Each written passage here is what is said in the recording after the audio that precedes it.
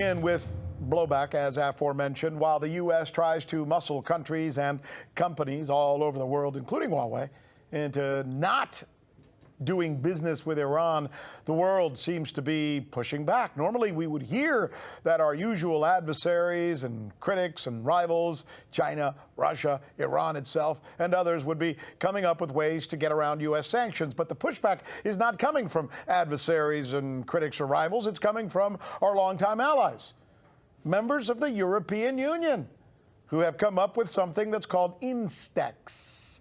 Stands for the Instrument in Support of Trade Exchanges. Instrument in Support of Trade Exchanges, INSTEX. In other words, they think countries ought to be able to trade with each other. Novel idea. Joining us now, News with Rick Sanchez, special correspondent Michele Greenstein.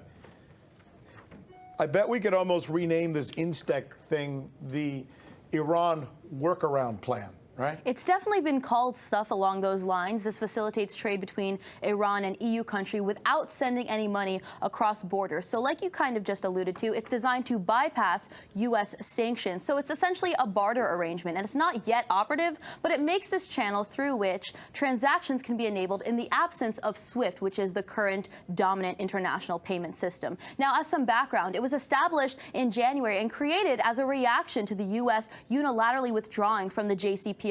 This is a withdrawal that not only reinstated sanctions on Iran, but also created new ones. So Iran, of course, threatened to pull out as well. So these EU signatories said, hey, no, we promise that we will find a way to keep doing business with Iran. And INSTEX is part of that effort to get Iran to remain in the JCPOA. Now, France, Germany, and the UK are to be managing this so-called clearinghouse, and it's also been made available to all other EU member states. Belgium, Denmark, Finland, the Netherlands, Norway, and Sweden have now signed on as of this week. And in a joint statement, they called this move a demonstration that Europeans are efforting to facilitate legitimate trade between Europe and Iran. Now, in terms of an international reaction, we had the Israeli Prime Minister Benjamin Netanyahu calling this act European countries enabling a fanatic terrorist state. And we also had U.S. Vice President Mike Pence later this year saying that it's time for Europe to stop undermining sanctions against, quote, murderous revolutionary machines. But I think what's really important to note here, Rick, is that INSTEX is not actually as revolutionary as it may sound. For one thing, it's yet to enable any transactions, even though it's been operational since June. And also, INSTEX is only regarding what the Trump administration has not sanctioned. So it fails to cover exports of Iranian oil, gas, and petrochemicals. And it also, and this is really significant, does not cover Iranian imports of food or medicine. So we have to remember that sanctions on Iran really hurt ordinary people by and large, right? It's caused prices of imported medicines to soar. In fact, this August, 5 doctors from both Iran and the U.S. wrote this really great editorial in The Lancet showing that sanctions damaged Iran's universal healthcare system. And they say that Iran's now at a high risk of moving towards a severe situation for provision of health services with substantive impacts on mortality and morbidity. So the universal healthcare system has been sharply hit by these sanctions, mainly because it's now impossible to import these very key materials. And even Human Rights Watch, which has been criticized in the past for supporting a U.S. imperialist agenda, said that these U.S. sanctions, quote, pose a serious threat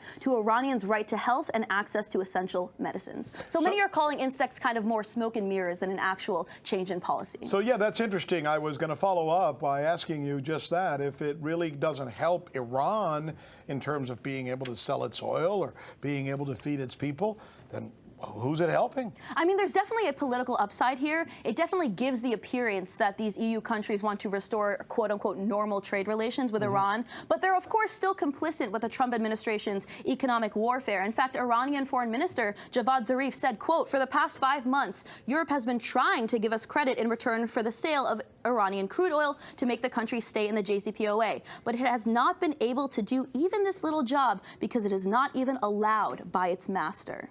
So one does wonder, because, you know, we have to also mention the fact that there's news out there that there are still protests, there is still some turmoil inside Iran.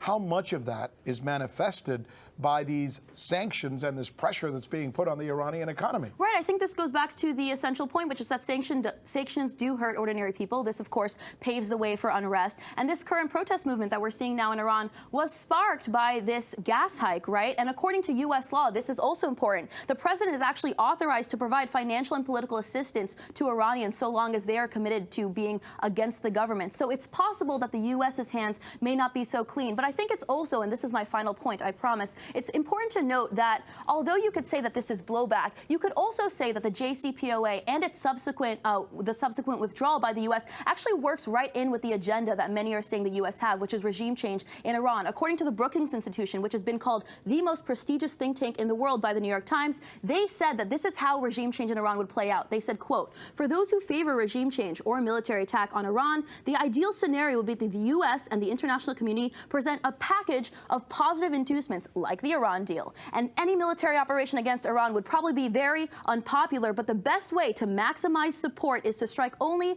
when there's widespread conviction that the Iranians were given but then rejected a superb offer." You know, you don't have to make that your final point. Stick around, because I want to bring in Sourabh Gupta now. He's a policy specialist at the Institute for China-American Studies. How about the point that Michele was just making? A lot of people would look at this and say, what the United States, and in this case, by proxy, Bibi Netanyahu, are essentially saying, right, is we don't like them, and you have to then not like them. And to prove to us you don't like them, you got to make sure you don't trade with them.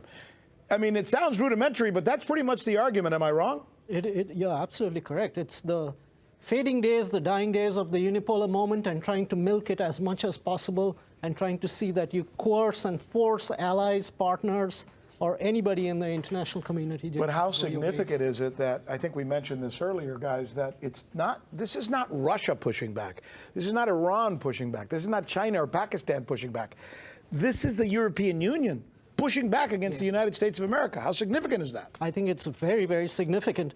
The EU has always been an actor which has worked which has sometimes worked ostentatiously, but always in tow with the U.S.